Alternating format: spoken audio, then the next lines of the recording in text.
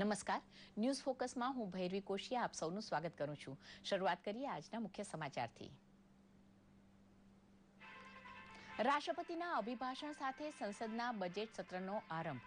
સૌનો સાથ, સૌનો વિકાસ, પ્રધાનમંત્રી જનધન યોજના, મેક ઇન ઇન્ડિયા જેવા વિકાસાત્મક પગલાં થકી ભારતની અર્થવ્યવસ્થા વિકસી રહી હોવાનું જણાવતા શ્રી પ્રણવ મુખર્જી. તમામ પક્ષોના સાથથી લોકોની આશાઓ અને આકાંક્ષાઓને આ બજેટ સત્રમાં પૂરા કરવાની પ્રતિબદ્ધતા વ્યક્ત કરતા પ્રધાનમંત્રી નરેન્દ્ર મોદી.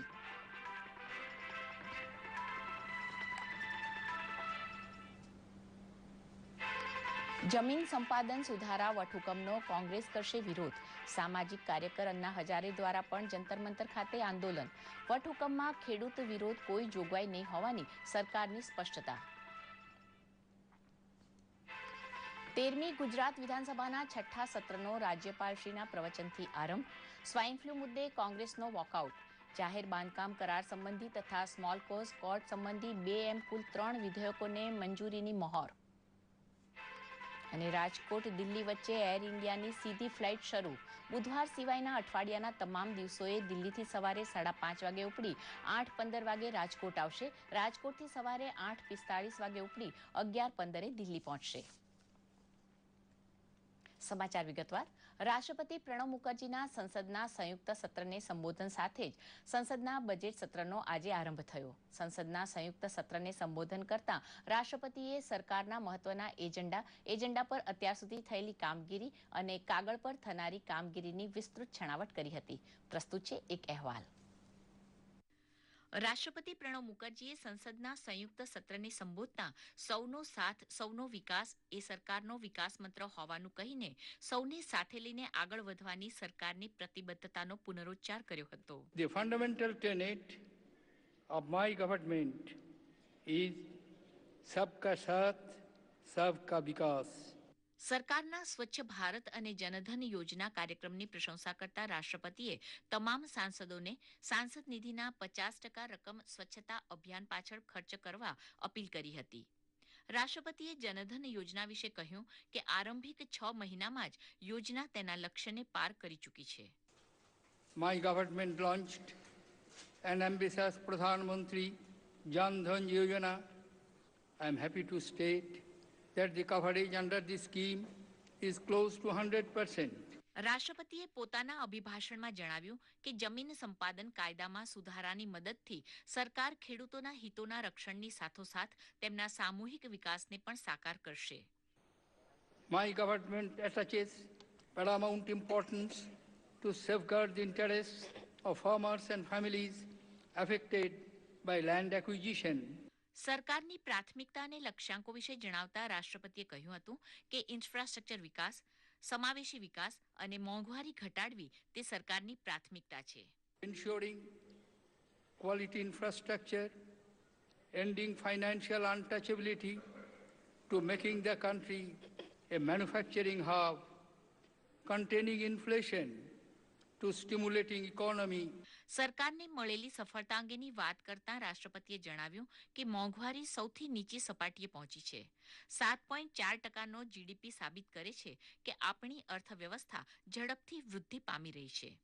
રાષ્ટ્રપતિ પ્રણવ મુખર્જીએ જણાવ્યું કે સરકાર જમ્મુ અને કાશ્મીરમાં 60,000 કાશ્મીરી પંડિત પરિવારોના પુનઃવસન માટે પ્રતિબદ્ધ છે. પ્રધાનમંત્રી નરેન્દ્ર મોદીના નેતૃત્વ હેઠળની એનડીએ સરકારે અત્યાર સુધી સાધેલા લક્ષ્યો અને ભાવિ યોજનાની રૂપરેખા આપતા રાષ્ટ્રપતિએ પોતાનું સંબોધન સંપન્ન કર્યું હતું. દૂરદર્શન સમાચાર, અમદાવાદ. સંસદના બજેટ સત્રનો આરંભ થઈ ચૂક્યો છે. સરકાર સમક્ષ સંસદની કાર્યવાહી સુચારુપણે ચલાવીને તાજેતરમાં જાહેર થયેલા જમીન સંપાદન સુધારા વિધેયક સહિત 6 વટહુકમને સર્વસહમતિથી સંસદની મંજૂરી મળી રહે અને પડતર વિધેયકો પણ વર્તમાન સત્રમાં પસાર થાય તે મુદ્દા પડકારરૂપ છે. પ્રધાનમંત્રી નરેન્દ્ર મોદીએ આશા વ્યક્ત કરી છે કે સંવાદની મદદથી ગરીબોના વિકાસ માટે થઈ રહેલી કામગીરીને આગળ ધપાવવામાં મદદ મળશે. વર્તમાન સત્રમાં સરકાર સામે અનેક મુદ્દે પડકાર પડેલા છે. વર્ષ 2015-16 નાણાકીય ખરડા ઉપરાંત તાજેતરમાં જાહેર કરેલા જમીન સંપાદન સહિતના 6 વટહુકમોને સંસદની મંજૂરી, રાજ્યસભા અને લોકસભામાં ભૂતકાળમાં પડતર રહેલા કુલ 10 વિધેયકોને મુદ્દે સર્વસહમતિ સાધીને પસાર કરવા સહિતના પડકારોનો તેમાં સમાવેશ થાય છે. જીએસટીના અમલ માટે 122માં બંધારણીય સુધારા વિધેયક 2014નો પણ પડતર વિધેયકમાં જ સમાવેશ થાય છે. આ પડકારોને પહોંચી વળવા પ્રધાનમંત્રી નરેન્દ્ર મોદીએ તમામ પક્ષોનો સહકાર માંગ્યો છે. પરિસરમાં એમણે જણાવ્યું હતું કે સંસદ ગૃહમાં દેશહિતમાં ચર્ચા થવી જોઈએ. लोकतंत्र के इस मंदिर में संवाद हो, हर विषय पर गहराई से बहस हो और इस मंथन से अमृत निकले जो देश के गरीब से गरीब काम आए. સંસદીય કાર્યમંત્રી વેંકૈયા નાયડુએ જણાવ્યું હતું કે જમીન સંપાદન વટહુકમમાં ખેડૂત વિરોધી કોઈ જોગવાઈ નથી. अभी लैंड एक्विजिशन में एक गलत प्रचार हो रहा है. इसमें कोई किसान विरोधी कोई भी ऐसा प्रावधान नहीं है. किसान को इससे ज्यादा फायदा मिलेगा. જો કે કોંગ્રેસે સ્પષ્ટતા કરી છે કે જમીન સંપાદન મુદ્દે સરકાર દ્વારા અપનાવવામાં આવેલા વટહુકમના માર્ગનો તે વિરોધ કરશે. It is unfortunate that the government immediately after session is over, they issued ordinance. We are jointly fighting and all the opposition people are also agreeing on the same point.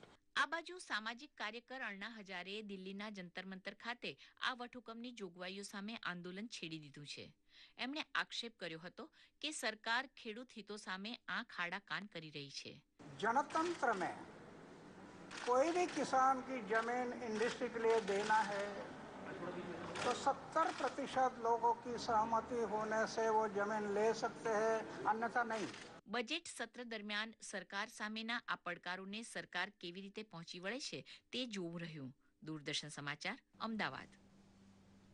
આગામી બજેટ સત્રમાં સરકારને જમીન સંપાદન વટહુકમને કાયદાનું રૂપ આપવા સંસદમાં વિપક્ષના સાથની જરૂર છે.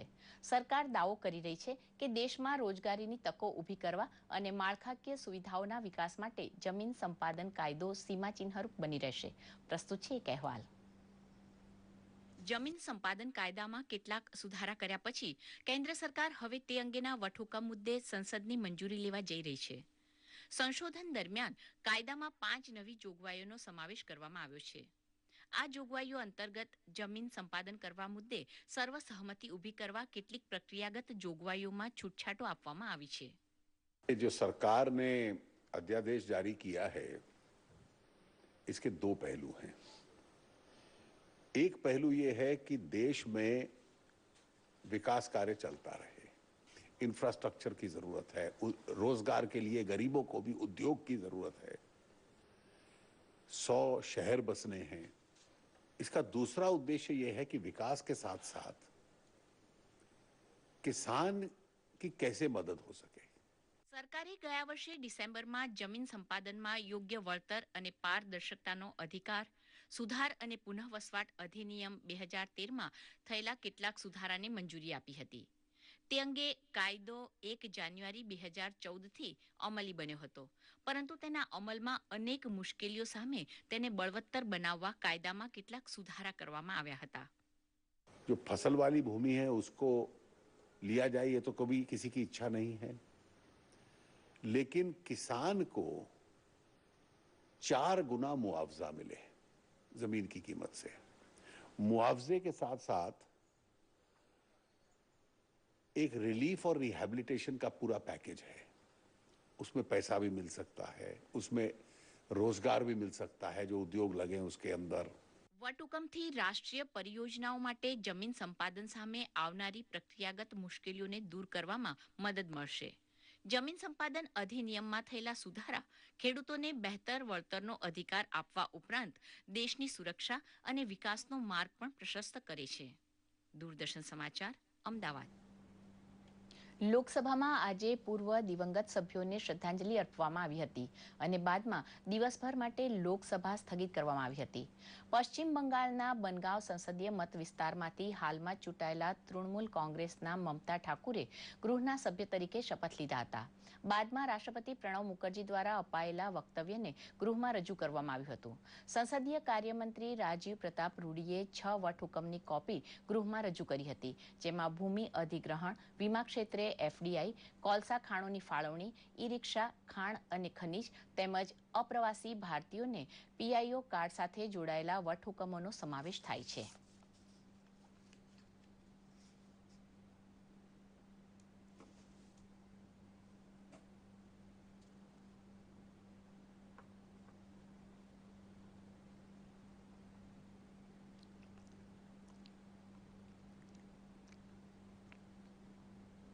પ્રધાનમંત્રી નરેન્દ્ર મોદીએ નવી દિલ્હી ખાતે આયોજિત આંતરરાષ્ટ્રીય રામાયણ મેળાનું ઉદ્ઘાટન કર્યું હતું. આંતરરાષ્ટ્રીય સાંસ્કૃતિક સંબંધ પરિષદના ઉપક્રમે આયોજિત આ રામાયણ મેળાને સંબોધતા પ્રધાનમંત્રીએ જણાવ્યું કે 21મી સદીમાં પણ રામાયણ પ્રસ્તુત બની રહી છે. મહિલા સુરક્ષા જટાયુ પાસેથી શીખી શકાય તેમ છે. ઉપરાંત આરોગ્ય, સામાજિક સમરસતા અને સુરક્ષા સહિતની બાબતો મુદ્દે રામાયણમાંથી બોધપાઠ લેવો જોઈએ. રામ અને રામાયણ વિશ્વના જે દેશો સાથે જોડાયેલો છે તે દેશો ભારત સાથે પોતાપણાના ભાવથી જોડાય તો રામાયણના માધ્યમથી વૈશ્વિક સંબંધો વધુ વ્યાપક અને મજબૂત બનશે. डिप्लोमेटिक जो कुछ भी चैनल्स है उसके सिवाय जो हमें विरासत में मिली हुई शक्ति है उसका भी भरपूर उपयोग करना चाहिए और ये संबंध बहुत लंबे अरसे तक परिणामकारी होते हैं. विश्व में जहां जहां भगवान बुद्ध की प्रेजेंस है, सामूहिक रूप से वे देश हमसे जुड़े रहे तो हमारी कितनी बड़ी ताकत बन सकती है. પેટ્રોલિયમ મંત્રાલય બાદ હવે કોલસા અને ઉર્જા મંત્રાલયમાં પણ જાસૂસી કાંડ બહાર આવતા આ મુદ્દે દિલ્હી પોલીસે અલગથી ફરિયાદ નોંધી એક વ્યક્તિની ધરપકડ કરી છે, જેને 5 દિવસના પોલીસ રિમાન્ડ પર સોંપાયો છે. દિલ્હી પોલીસ કમિશનર BS બસીએ જણાવ્યું કે આ ઘટનામાં એક કન્સલ્ટન્ટ એજન્સી શંકાના પરિઘમાં છે અને તે દિશામાં વધુ તપાસ કરવામાં આવી રહી છે. હાલ લોકેશ નામના એક વ્યક્તિની ધરપકડ કરવામાં આવી છે, જે સરકારી વિભાગોમાંથી કાગળો સગેવગે કરીને તેના બદલામાં લોકો પાસેથી પૈસા મેળવતો હતો.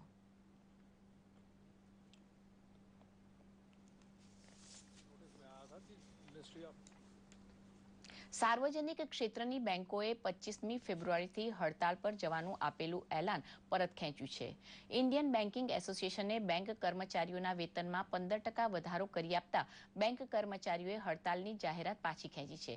જોકે વધુ વેતન મેળવવા સાથે હવેથી બેંકો મહિનાના 2 શનિવાર આખો દિવસ કામ કરશે તથા અન્ય 2 શનિવારે બેંક કર્મચારીઓ સંપૂર્ણ રજા પાડશે. આ રીતે બેંક કર્મચારીઓને વધુ 2 શનિવારની રજાઓ પણ મળી છે. જોકે ગ્રાહકો માટે રાહતના સમાચાર એ છે કે હડતાલ પાછી ખેંચાઈ છે. રાજ્યની 13મી વિધાનસભાના 6ઠ્ઠા સત્રનો આજથી આરંભ થયો હતો. આ સત્ર 31 માર્ચે પૂરું થશે. રાજ્યપાલ OP કોહલીએ તેમના વક્તવ્યમાં ગુજરાતને સાચા અર્થમાં દેશના વિકાસનું ગ્રોથ એન્જિન ગણાવી વાઇબ્રન્ટ ગુજરાતની સફળતાને બિરદાવી હતી.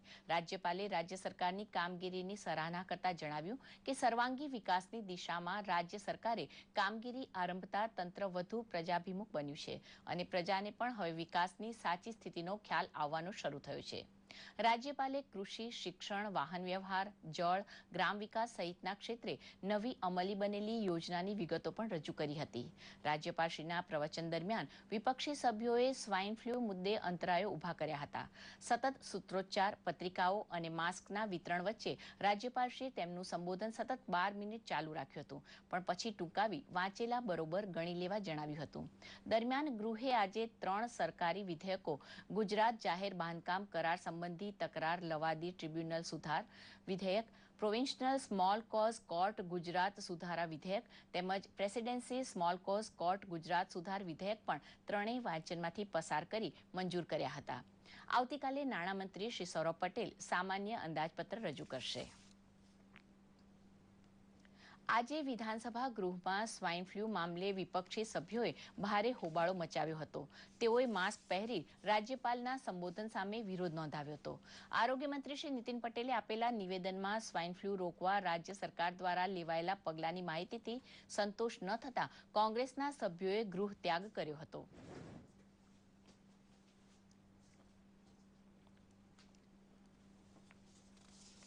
સરકારનો જે જવાબ હતો એ રાજકીય જવાબ હતો.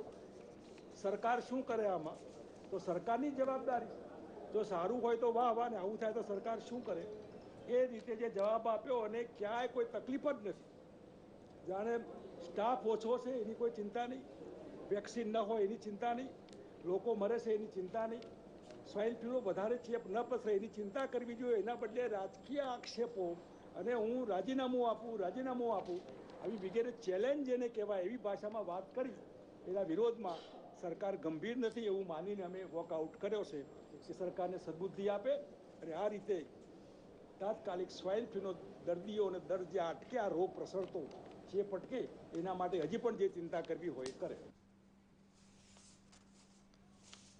આ અગાઉ ગૃહમાં આરોગ્ય મંત્રી શ્રી નીતિન પટેલે જણાવ્યું હતું કે ભારત સરકાર અને વિશ્વ આરોગ્ય સંસ્થાની માર્ગદર્શક સૂચનાઓ મુજબ જ અસરગ્રસ્તોને સારવાર આપવામાં આવી રહી છે. ભાવનગર, કચ્છ અને વડોદરામાં સ્વાઇન ફ્લૂ પરીક્ષણ માટે નવી લેબોરેટરી શરૂ કરવાના નિર્ણયની તેમણે માહિતી આપી હતી. સ્વાઇન ફ્લૂની દવાની કોઈ અછત ન હોવાનું જણાવી એમણે આ રોગને મહામારી જાહેર કરવાની વિપક્ષની માંગ પણ ફગાવી દીધી હતી. ગુજરાત વિધાનસભાના ડેપ્યુટી સ્પીકરની ચૂંટણી જરૂરી બનશે. કોંગ્રેસ તરફથી શ્રીમતી ચંદ્રિકાબેન બારૈયાએ પોતાની ઉમેદવારી નોંધાવી છે, તો સરકાર તરફથી ડેપ્યુટી સ્પીકર પદે શ્રી આત્મારામભાઈ પરમારે વિધાનસભા સચિવ સમક્ષ ઉમેદવારી નોંધાવી હતી. મંત્રી શ્રી નીતિન પટેલની આગેવાનીમાં પ્રતિનિધિ મંડળે સચિવ સમક્ષ ઉમેદવારી પત્ર રજૂ કર્યું હતું. પાર્ટીના વરિષ્ઠ નેતાઓએ અને માનનીય મુખ્યમંત્રીશ્રીએ જે નિર્ણય લીધો છે એ અત્યાર સુધી પાર્ટીના કાર્યકર તરીકે મેં હંમેશા શિરોમાન્ય ગણ્યો છે, અને આજે પણ જ્યારે પાર્ટીએ મારી પર ઉપાધ્યક્ષ તરીકેની જવાબદારી સોંપી છે ત્યારે સ્વાભાવિક છે કે એ જ રીતે પાર્ટીએ જે વિશ્વાસ મૂક્યો છે એને સંપૂર્ણપણે ચરિતાર્થ કરવાના મારા પ્રયત્નો છે. જનરલી તો જે રીતે શાસક અને વિપક્ષને જે સમય ફાળવ્યો છે એ સમયની એક તો એમના દ્વારા ઉપયોગ થાય અને હાઉસ હંમેશા ડિસિપ્લિનમાં ચાલે એવા મારા પ્રયત્નો રહેશે. ગુજરાતમાં સ્વાઇન ફ્લૂને કારણે વધુ 12 દર્દીઓના મોત થતાં કુલ મૃત્યુઆંક 219 પર પહોંચી ગયો છે. આજે રાજ્યમાં નવા 230 કેસ નોંધાયા છે, જેમાં સૌથી વધુ અમદાવાદમાં 105, કચ્છ 16, વડોદરા 14, ગાંધીનગર 9, સુરતમાં 29, મહેસાણા અને ખેડા 7-7, આણંદ, ભાવનગર અને સાબરકાંઠા 6-6, જ્યારે અન્ય 17 નોંધાયા છે. અત્યાર સુધીમાં સ્વાઇન ફ્લૂના કુલ 3,337 કેસો નોંધાયા છે, જે પૈકી 1,945 લોકો સાજા થઈ ઘેર પરત ફર્યા છે. આજથી રાજકોટ દિલ્હી વચ્ચે એર ઇન્ડિયાની સીધી ફ્લાઇટ શરૂ થઈ છે. કેન્દ્રીય કૃષિ મંત્રી મોહન કુંડારિયાએ આજે એનું ઉદ્ઘાટન કર્યું હતું. રાજકોટ મુંબઈ બાદ રાજકોટ દિલ્હીની ફ્લાઇટ માટે રાજકોટવાસીઓને લાંબો સમય રાહ જોડાવ્યા બાદ આ રૂટ પર ફ્લાઇટ શરૂ થતાં રાજકોટવાસીઓમાં ઉત્સાહ જોવા મળી રહ્યો છે. કૃષિમંત્રી પોતે પણ પ્રથમ ફ્લાઇટમાં દિલ્હી જવા રવાના થયા હતા. દિલ્હીથી રાજકોટની પ્રથમ ફ્લાઇટમાં 30 મુસાફરોએ, જ્યારે રાજકોટથી દિલ્હી જતી ફ્લાઇટમાં 25 મુસાફરોએ ટિકિટ બુક કરાવી હતી. આ ફ્લાઇટ બુધવાર સિવાયના દિવસે દિલ્હીથી સવારે 5:30 વાગે ઉપડી 8:15 કલાકે રાજકોટ આવશે અને રાજકોટથી સવારે 8:45 વાગે ઉપડી 11:15 કલાકે નવી દિલ્હી પહોંચશે. રાજકોટ દિલ્હીની ફ્લાઇટ દરરોજ સવારે અહીંથી દિલ્હી જશે અને સવારે દિલ્હીથી રાજકોટ આવે અને ભવિષ્યમાં અને પૂરતા પ્રમાણમાં જો પેસેન્જર મળી જાય તો સાંજની ફ્લાઇટ પણ ચાલુ કરવા માટે અશોક ગજપતિ આદરણીય મંત્રીશ્રીએ વચન આપેલું છે કે પૂરતા પેસેન્જર મળે તો સાંજની ફ્લાઇટ પણ શરૂ કરશું અને દરરોજ જો ફૂલ ફ્લાઇટ જાય તો મોટી ફ્લાઇટ ચાલુ કરવા માટે પણ એમને વચન આપેલું છે, એ પણ પૂર્ણ થશે. નર્મદા જિલ્લાના ડેડિયાપાડા ખાતે રાજ્યસભાના સાંસદ અહેમદભાઈ પટેલના હસ્તે આધુનિક સુવિધાઓથી સજ્જ હોસ્પિટલનું લોકાર્પણ કરાયું હતું. ડેડિયાપાડામાં એક પણ હોસ્પિટલ ન હોવાથી 2 તાલુકાના આદિવાસીઓ માટે સારવાર મુદ્દે સમસ્યા સર્જાતી હતી. આ હોસ્પિટલમાં આદિવાસીઓને વિનામૂલ્યે સારવાર અપાશે તેમ અહેમદભાઈ પટેલે જણાવ્યું હતું. હોસ્પિટલની સાથે સાથે આધુનિક ટેકનોલોજી સાથેની મેડિકલ વાનનું પણ લોકાર્પણ કરાયું હતું.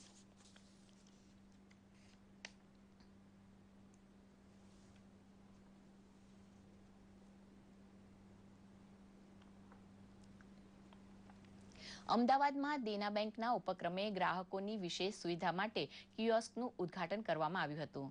દેના બેંકના એક્ઝિક્યુટિવ ડિરેક્ટર તૃષ્ણા ગુહાએ આ કિયોસ્કનું લોકાર્પણ કર્યું હતું.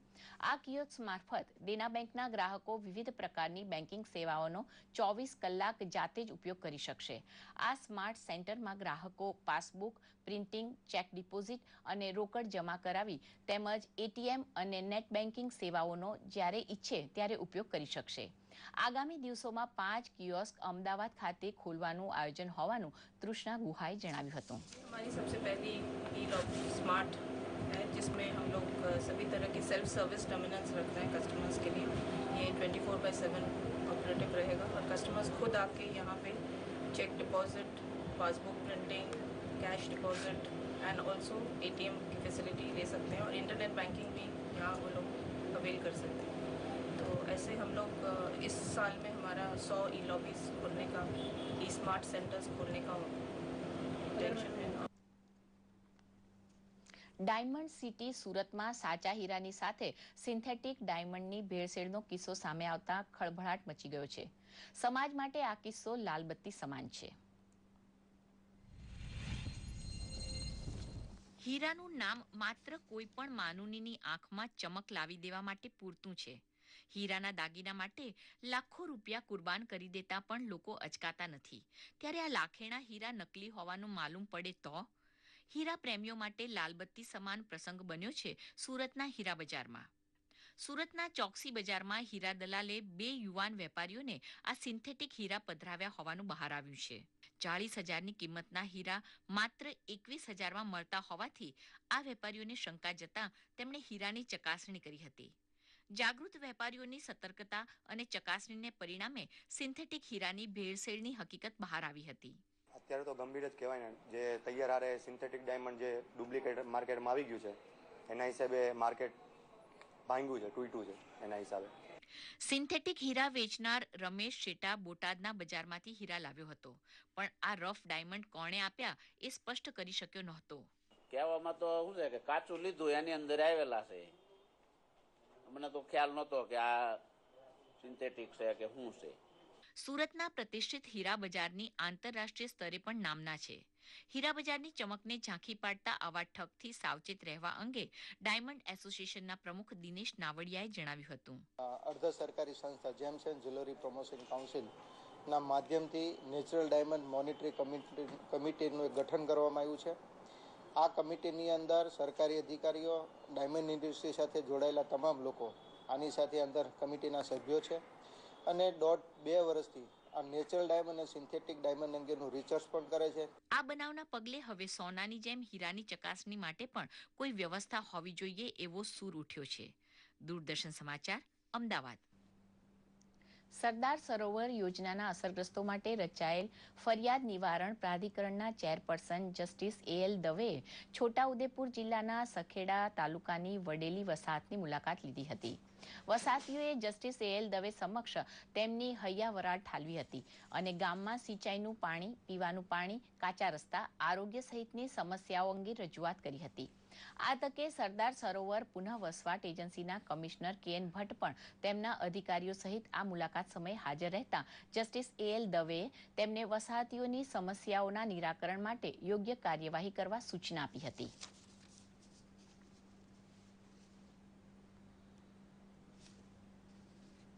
ગુજરાત કેનાલ ક્લબ દ્વારા વડોદરામાં 32 અને 33માં ડોગ શોનું આયોજન કરવામાં આવ્યું હતું, જેમાં ભાગ લેવા પૂના, બેંગ્લોર, જયપુર, જોધપુર, પંજાબ, દિલ્હી તેમજ ગુજરાતભરમાંથી કૂતરા પાલકો પોતપોતાની અલગ અલગ જાતિના કૂતરાઓ સાથે આવ્યા હતા. જુદી જુદી 9 કેટેગરી માટે ડોગ શોની સ્પર્ધા યોજાઈ હતી. આ ડોગ શોમાં Doberman, Labrador, German shepherd, golden retriever Shih Tzu, Siberian husky વગેરે જાતિઓના કૂતરાઓએ ભાગ લીધો હતો. વડોદરાવાસીઓએ વિવિધ કૂતરાઓની નજીકથી નિહાળવાનો લાહો લીધો હતો. એમાં સેન્ટ બર્નાર્ડ છે, લેબ્રાડોર છે, ગોલ્ડન રિટ્રીવર છે, પગ્સ છે, અલ્સેશિયન છે, ડોબરમન છે, બધા ઘણી જાતના બ્રીડ્સ આમાં લોકોને અહીંયા સાઇબેરિયન હસ્કી છે, એવા બધા બ્રીડ આવેલા છે. બેંગલુરુ ખાતે તાજેતરમાં એરો ઇન્ડિયા એર શોનું આયોજન થયું હતું. સમગ્ર વિશ્વનું તે એર શો પર ધ્યાન કેન્દ્રિત થયું હતું. હવે મહેસાણા નજીક ખેરવા સ્થિત ગણપત યુનિવર્સિટીમાં પણ આવા જ એક એર શોનું આયોજન થયું હતું. અનેક એન્જિનિયરિંગ કોલેજના વિદ્યાર્થીઓએ તેમાં ભાગ લીધો હતો. ડ્રોન અને ટચુકડા વિમાન મોડેલ્સ આકાશમાં ઉડતા પ્રેક્ષકો ખુશ થયા હતા. મહેસાણા નજીક ખેરવા ગામે આવેલી ગણપત યુનિવર્સિટીના આકાશમાં ટચુકડા વિમાનો અને ડ્રોન મોડેલ ઉડતા અનોખો રોમાંચ સર્જાયો હતો. એરો મોડેલિંગ આમ તો વિશ્વની મોંઘી અને અઘરી રમત છે, પરંતુ ગણપત યુનિવર્સિટી સંલગ્ન UV Patel college of engineering દ્વારા સંચાલિત એરો મોડેલિંગ ક્લબ દ્વારા વિદ્યાર્થીઓને એવિએશન ક્ષેત્રે આકર્ષવા માટે ખાસ પ્રયાસ થયા છે. આ પ્રયાસોની ફળશ્રુતિ રૂપે જ એર શોનું આયોજન થયું હતું.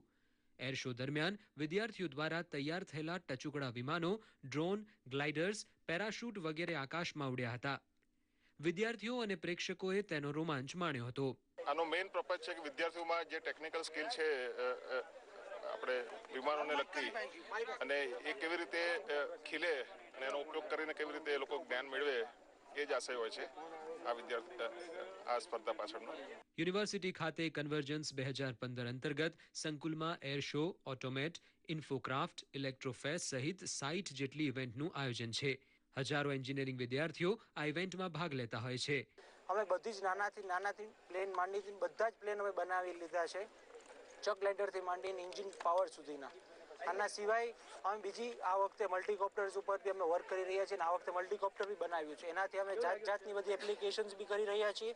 ફ્લાવર ડ્રોપિંગ છે, ચોકલેટ ડ્રોપિંગ છે, પેપર પ્લેન ડ્રોપિંગ છે, पैराशूट ड्रॉपिंग છે. આ બધી જ વસ્તુઓ અમે इंक्लूडेड करी છે આ वक्त. एरो मॉडलिंग क्लब में हमने बहुत कुछ सीखा है. चक ग्लाइडर्स बनाने सीखे हैं, आरसी इंजन्स, बहुत सारे प्लेन्स कितने टाइप्स के हैं, प्लेन्स का क्या बेसिक्स क्या है, हर एक चीज़ हमें सिखाई गई है. यहाँ पे फैकल्टीज, एक्सपर्ट फैकल्टीज, बहुत सारे पर्सन्स आते हैं. वो हमें प्लेन्स के बारे में हर सैटरडे संडे हमारा सेशन होता है, वहाँ पे सिखाते हैं. એર શોમાં ભાગ લઈ રહેલી વિદ્યાર્થીઓની 37 ટીમ છેલ્લા 1 વર્ષથી એર શોમાં ભાગ લેવા તાલીમ લઈને મોડેલ બનાવવામાં વ્યસ્ત હતી. આખરે ટચુકડા વિમાન અને ડ્રોનને આકાશમાં ઉડાન ભરાવવામાં સફળતા મળતા એમનો ઉત્સાહ સમાતો નહોતો. દૂરદર્શન સમાચાર, અમદાવાદ. અને હવે જોઈએ કેટલાક મહત્વના આંતરરાષ્ટ્રીય સમાચાર સંક્ષિપ્તમાં. બોસ્નિયાના પૂર્વોત્તર વિસ્તારોમાં કોલસાની ખાણમાં ભૂકંપથી 4 વ્યક્તિઓના મૃત્યુ, અન્ય દટાયા હોવાની શંકા. દક્ષિણ આફ્રિકાના જોનિસબર્ગના પશ્ચિમ વિસ્તારની સોનાની ખાણમાં ભીષણ આગ બાદ 200 મજૂરો લાપતા, અન્ય 200નો આબાદ બચાવ. બાંગ્લાદેશની નદીમાં 2 નૌકાની અથડામણમાંથી સર્જાયેલી દુર્ઘટનામાં 48 લોકોના મૃત્યુની આશંકા. નાઇજીરિયાના પૂર્વોત્તર શહેરમાં 8 વર્ષથી નાની વયની બાળકીએ આત્મઘાતી હુમલો કર્યો, 6ના મોત, અન્ય ઘાયલ. સાઉદી અરેબિયાના મક્કામાં વિશ્વભરના વિદ્વાનોનું 4 દિવસીય સંમેલન શરૂ, 700થી વધુ વિદ્વાનોએ ભાગ લીધો. મિસ્રની રાજધાની કાહિરાના ઇસ્લામના મહત્વપૂર્ણ કેન્દ્ર અલહઝના ગ્રાન્ડ ઇમામે કહ્યું છે કે ઉગ્રવાદ પર કાબૂ મેળવવા મુસ્લિમ ધાર્મિક શિક્ષણને નકશી બદલાવની જરૂર. અમેરિકાના વિદેશ મંત્રી જ્હોન કેરી તથા તેમના ઈરાની સમકક્ષે તહેરાનના પરમાણુ કાર્યક્રમ પર વિસ્તૃત ચર્ચાઓ કરી. યુક્રેનના ખાર્કિવ શહેરમાં શાંતિ માર્ચ દરમિયાન વિસ્ફોટ થતા 3 વ્યક્તિઓના મૃત્યુ, 4 શકમંદોની ધરપકડ. આજના દિવસે સન 1768માં હૈદરાબાદના નિઝામ તથા કર્નલ સ્મિથ વચ્ચે શાંતિ સમજૂતીના કરારો થયા હતા. 1870માં આજના દિવસે મિસિસિપી પ્રાંત ફરીથી અમેરિકામાં જોડાયો. યુદ્ધ બાદ પુનર્નિર્માણ સમયે સૈન્ય શાસનનો અંત આવતા ફરીથી તેને અમેરિકામાં સમાવાયું. આજના દિવસે 1886માં લંડન ટાઈમ્સે વિશ્વની પ્રથમ વિસ્તૃત જાહેરાત પ્રકાશિત કરી. 2012માં આજના દિવસે ઈરાકમાં 12 શહેરો પર થયેલા સિલસિલાબંધ ધડાકાઓમાં 60 લોકોના મૃત્યુ થયા હતા, 200 લોકો ઘાયલ થયા હતા. 87માં ઓસ્કાર એકેડેમી પુરસ્કાર જાહેર કરી દેવાયા છે, જેમાં એલેઝાન્દ્રો જીનાલિતોની ફિલ્મ બર્ડમેને સર્વશ્રેષ્ઠ ફિલ્મની શ્રેણીમાં 7 અન્ય ફિલ્મોને પછડાટ આપીને ઓસ્કાર ઝૂંટવી લીધો છે. ફિલ્મે શ્રેષ્ઠ નિર્દેશક, શ્રેષ્ઠ પટકથા અને શ્રેષ્ઠ સિનેમેટોગ્રાફીનો ઓસ્કાર પુરસ્કાર પણ મેળવ્યો છે. જુલિયાન મૂરને સ્ટેલ એલિસમાં તેની ભૂમિકા બદલ શ્રેષ્ઠ અભિનેત્રીનો ઓસ્કાર, ધ કેડી ઓફ એવરીથિંગમાં શ્રેષ્ઠ ભૂમિકા બદલ એડી રેડમેનને શ્રેષ્ઠ અભિનેતાનો ઓસ્કાર, લોરા પોઇટ્રાસની ડોક્યુમેન્ટરી સિટીઝન 4ને શ્રેષ્ઠ ફીચર વિથ પિક્ચરનો પુરસ્કાર મળ્યો. આ ડોક્યુમેન્ટરી NSAના દસ્તાવેજો લીક કરનાર એડવર્ડ સ્નોડન પર આધારિત છે. ફિલ્મ બોયહુડમાં ડિવોર્સી માતાની ભૂમિકામાં પ્રાણ પૂરવા બદલ પેટ્રોશિયા ઓકર્ડને સર્વશ્રેષ્ઠ સહનાયિકા ઓસ્કાર એવોર્ડથી નવાજવામાં આવી.